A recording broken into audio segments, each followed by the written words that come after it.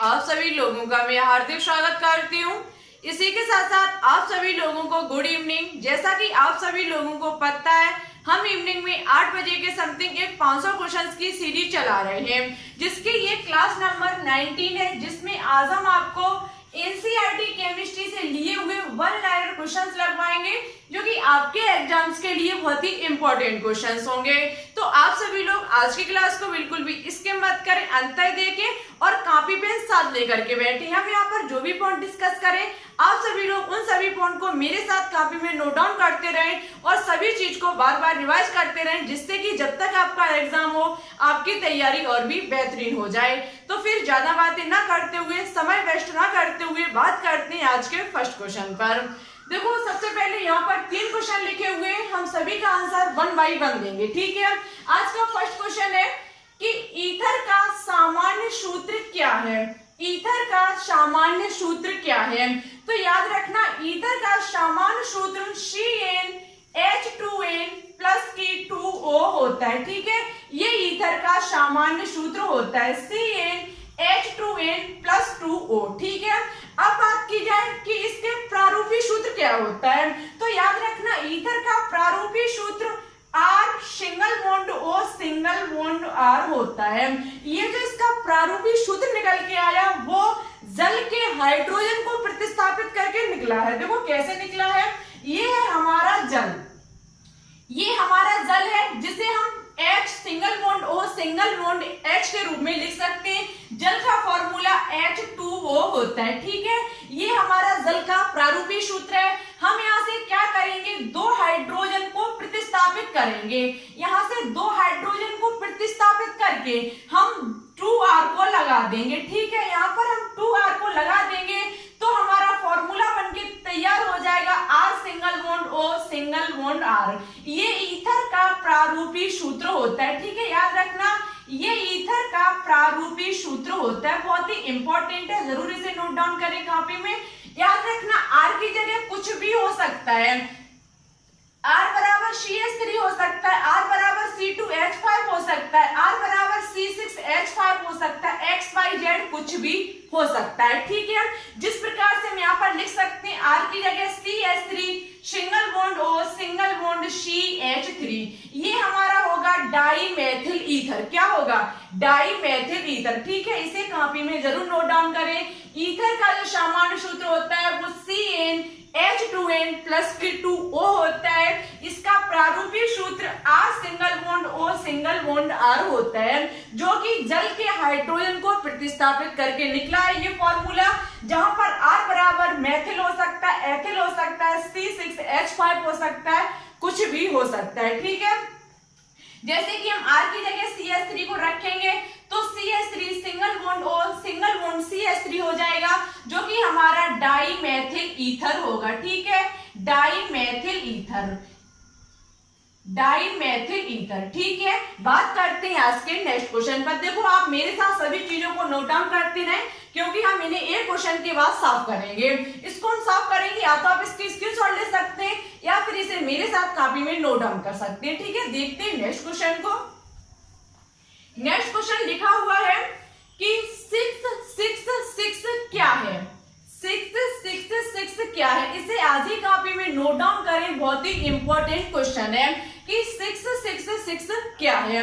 याद रखना, 6 जो 663 बार लिखा हुआ है, 666 जो लिखा हुआ है, ये बेंजीन हेक्साक्लोराइड है। बेंजीन हेक्साक्लोराइड, जिसका फॉर्मूला C6H6Cl6 होता है। ठीक है, C6H6Cl6, जिसका नाम बेंजीन हेक्साक्लोराइड होता है। ठीक है, बेंजीन हेक्साक्लोराइड,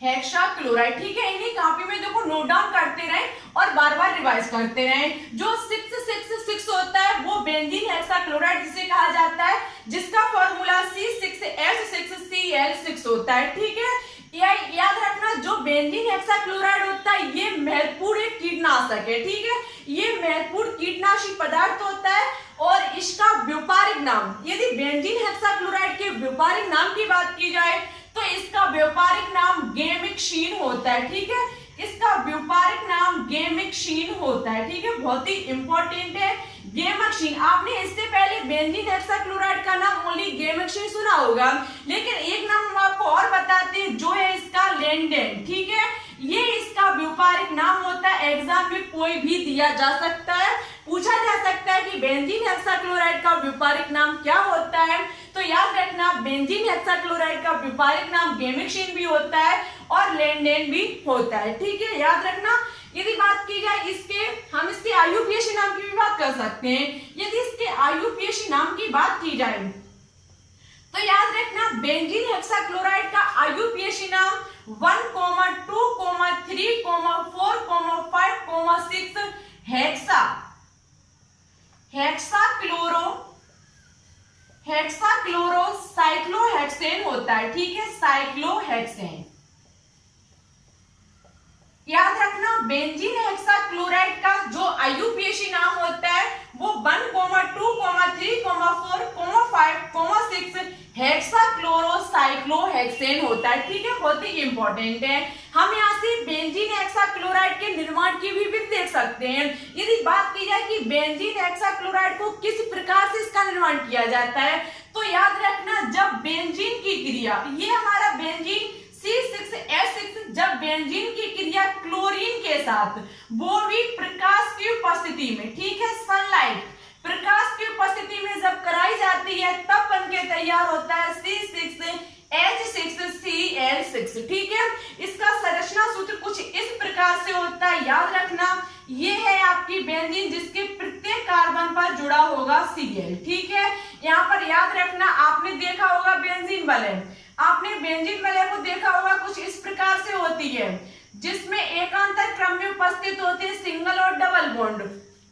यहाँ पर इस प्रकार से होगी बेंजीन, हम फिर से बनाते हैं, ये है आपकी बेंजीन जिसमें जो डबल और सिंगल बॉन्ड होते हैं वो एकांतर क्रम में उपस्थित होते हैं। लेकिन जब बेंजीन हेक्साक्लोराइड का निर्माण होगा तब इसके अंदर ओनली सिंगल बॉन्ड होगा, डबल बॉन्ड उपस्थित नहीं होगा, क्योंकि प्रत्येक कार्बन पर जुड़ चुका है क्लोरीन, ठीक है। ये है आपकी बेंजीन हेक्साक्लोराइड की संरचना, ठीक है। आई होप आपको ये क्वेश्चन समझ में आ चुका होगा, बहुत ही इंपॉर्टेंट क्वेश्चन है, इसे कॉपी में जरूर नोट डाउन करें, ये इसकी निर्माण की विधि है, ठीक है। बात करते हैं नेक्स्ट क्वेश्चन पर। नेक्स्ट क्वेश्चन लिखा हुआ है कि हेलोजनों के आकलन के लिए किस विधि का प्रयोग किया जाता है। इंपॉर्टेंट क्वेश्चन है कि हेलोजनों के आकलन के लिए किस विधि का प्रयोग किया जाता है।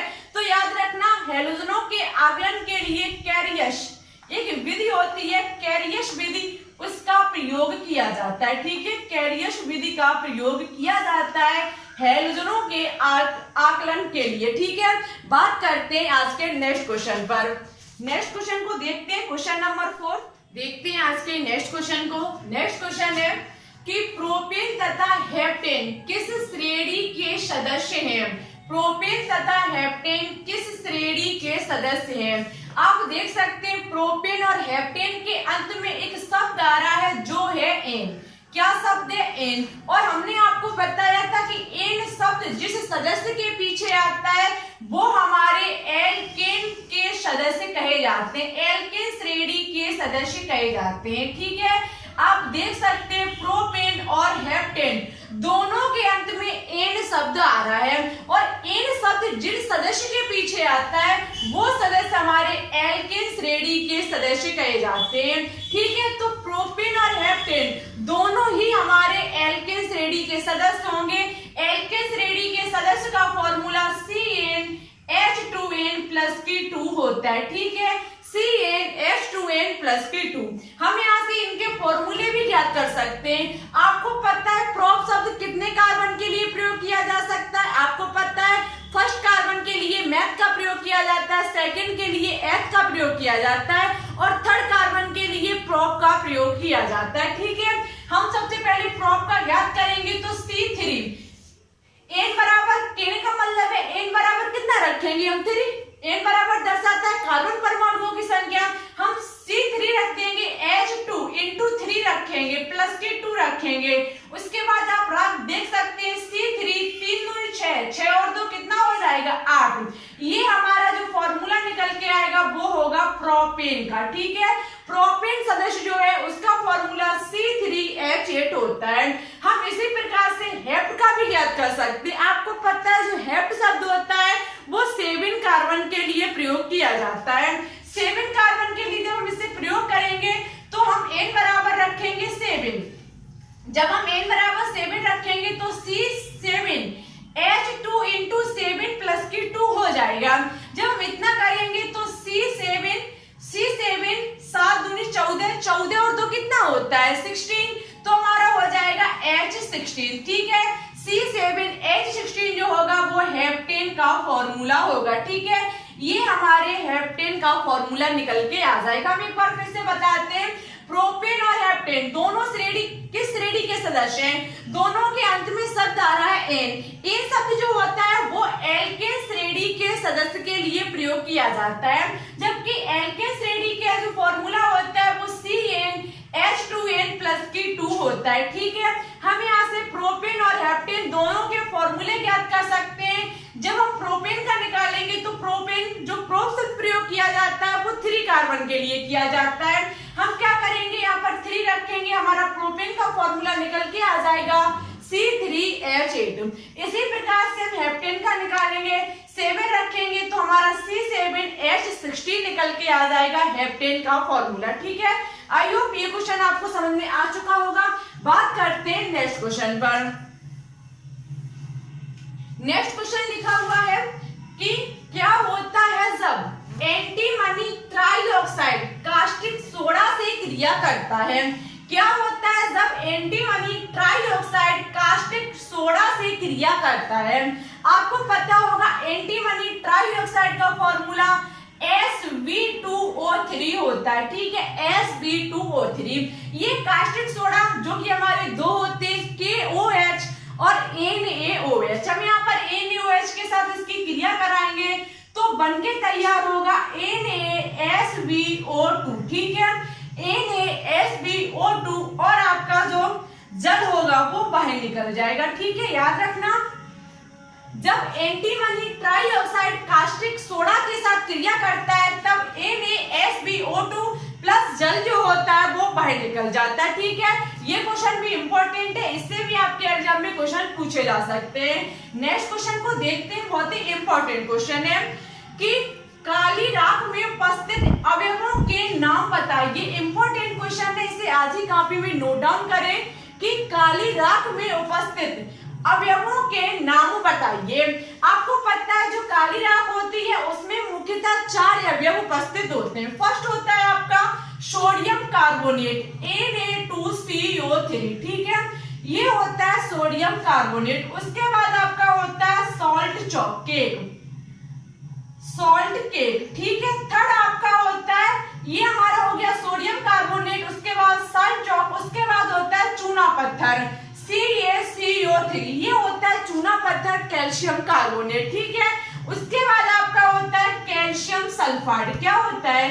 Calcium sulphide. ये मुख्यतः हमारे मुख्यतः 4 काली राख में उपस्थित अवयव होते हैं।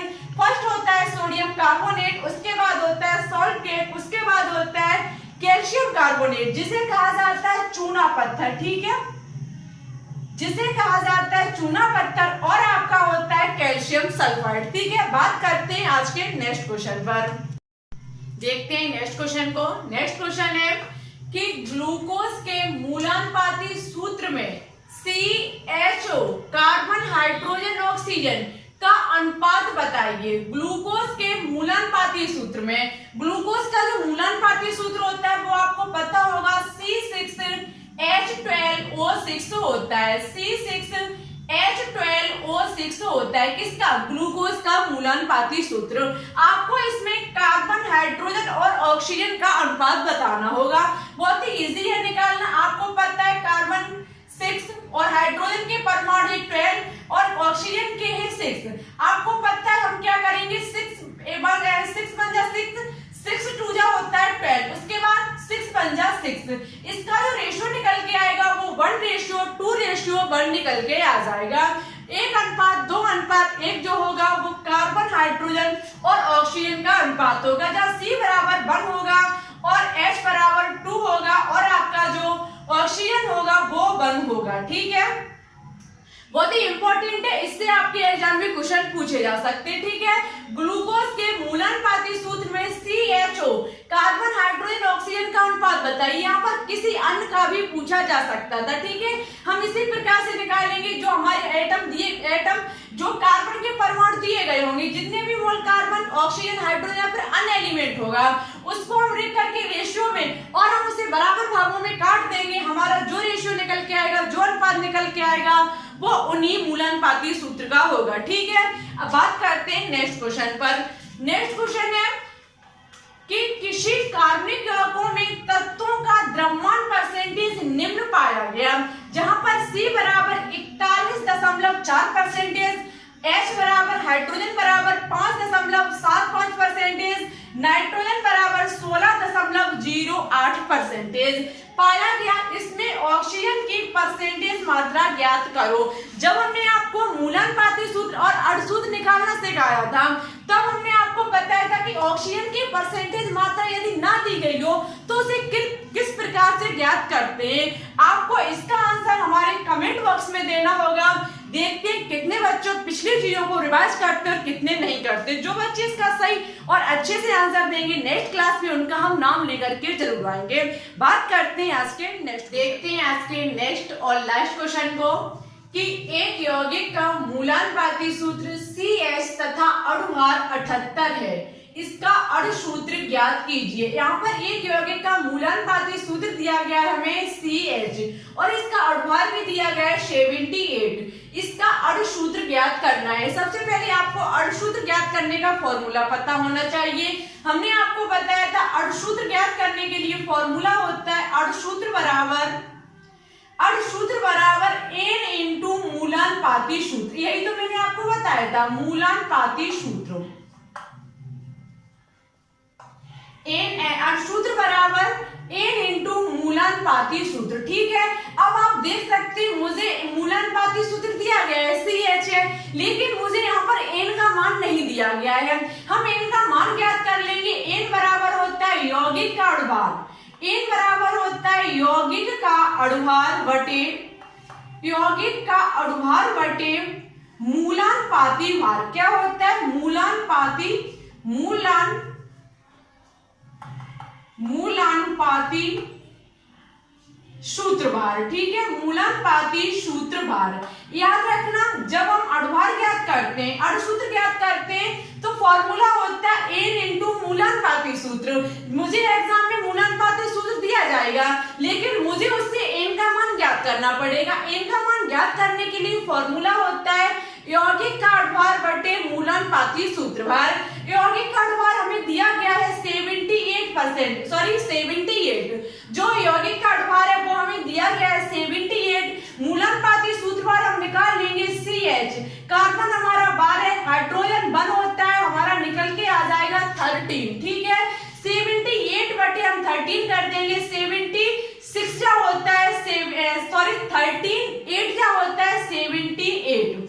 जो आपका 13 8 6 क्या हो, सॉरी 13 6 क्या होता है 78। ठीक है, 13 6 क्या होता है 78। हम इसे काट देंगे, हमारा N बराबर निकल के आ जाएगा 6। हम क्या करेंगे, इस 6 N के मान को यहाँ रखेंगे और हमारा अणुसूत्र निकल के आ जाएगा। अणुसूत्र बराबर N का मान निकल के आया 6, मूलानुपाती सूत्र हमारा CH। हम क्या करेंगे, इसका गुणा कर देंगे, हमारा C6H6 निकल के आ जाएगा। ठीक है, ये इसका सूत्र होगा जो कि है अणुसूत्र। एक बार फिर से अपनी बात को हम दोहराते हैं। हमें यहाँ पर अणुसूत्र पूछा गया है। अणुसूत्र ज्ञात करने का फॉर्मूला होता है N इंटू मूलानुपाती सूत्र। हमें एग्जाम में मूलानुपाती सूत्र दिया जाएगा। ठीक है, मुझे N का मान ज्ञात करना पड़ेगा। N का मान ज्ञात करेंगे तो हमारा हो जाएगा यौगिक का अणुभार बटे मूलानुपाती सूत्रभार। यौगिक का अणुभार मुझे दिया गया है 78 है। 78 हमारा यौगिक का अणुभार है। मूलानुपाती सूत्रभार हमारा निकल के आ जाएगा 13। 13 का भाग हम 78 में देंगे, हमारा 6 बार जाएगा, निकल के आ जाएगा N बराबर 6। हम अणुसूत्र ज्ञात करने के लिए यहाँ पर रखेंगे तो 6 इंटू CH। जब हम इसका गुणा करेंगे तो C6H6 निकल के हमारा आ जाएगा। ठीक है, अब हम बात करते हैं आज के जो क्वेश्चन है वो हमारे यहीं पर समाप्त होते हैं, ठीक है। और जो हमने आपको पिछली क्लास में एक क्वेश्चन होमवर्क में दिया उसका आंसर आपको हमारे कमेंट बॉक्स में देना होगा। उससे पहले जो हमने आपको पिछली क्लास में क्वेश्चन होमवर्क में दिए थे, जिन बच्चों ने उनका आंसर राइट दिया हम उनके नाम लेते हैं। नाम कुछ इस प्रकार से हर्षित मिश्रा, सुखदेव, सॉरी ये नहीं, पूजा शर्मा, हिमांशी, अनुराधा मौर्य, अर्जुन वर्मा, ज्योति राजपूत। जैसे कि पूजा शर्मा हुए, हिमांशी, अनुराधा मौर्य, अर्जुन वर्मा, ज्योति राजपूत और विकास पटेल।